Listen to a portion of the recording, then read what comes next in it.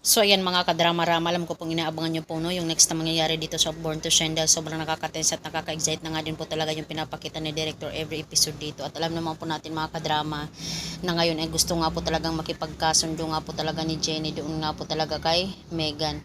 At gusto nga din po talaga niyang mag-reach out po talaga dito dahil alam niya po talaga na magkapatid sila. Tapos parang sinabi pa ata ni Dara dito kay Megan, dito kay Minchi na wala daw alam itong si Megan, pero malalaman pa rin po talaga ni Jenny yung katotohanan na itong si Megan ay alam na po talaga niya matagal na nung time na yun na sinabi talaga ni Dara sa kanya na sobrang nasaktan din talaga itong si Megan nang malaman niya na magkapatid sila ni Jenny. And sabi pa nga ni Megan, bakit si Jenny pa?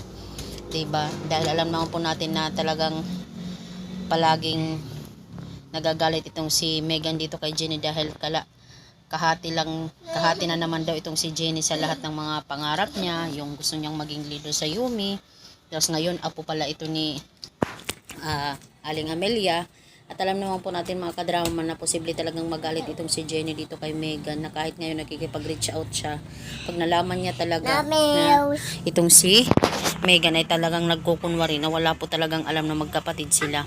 Sobra po talagang masasaktan at magagalit po talaga itong si Jenny dahil sabihin ni Jenny sa kanya na buong akala ko wala kang alam na magkapatid tayo. Napaka makasarili mo talaga, Megan, 'di ba? Kaya pala nag-iba din talaga yung timpla mo sa akin noon na imbis na okay na tayo tapos nag-iba pati din talaga si Dara. 'Di ba? Nag-iba din talaga sa kanya. Kaya mga kadrama, hoping nga po talaga maging okay na talaga itong si Megan na unti-unti niya po talagang matanggap itong si Jenny dahil kapatid naman talaga niya ito, magkadugo sila sa ama. Hoping nga po talaga na maging okay na silang dalawa at sana hindi na siya magsinungaling dito kay Megan at sabihin na talaga niya yung katotohanan. Kaya mga kadrama, maraming salamat again sa panonood nyo ng aking video. Malapit na din talaga yung ending ng Born to Shine at malapit na din talaga silang magkasundo dito. Yun lamang po talaga ang hinihiling natin ay maging humble po talaga itong si Megan dito sa atin niya.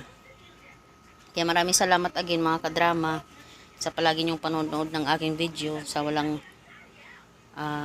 continuous support. Abangan na lang po natin yung next na mangyayari dito sa Born to Shine. Dahil nakaka-excite na nga din po talaga yung next na pwedeng mangyari talaga dito.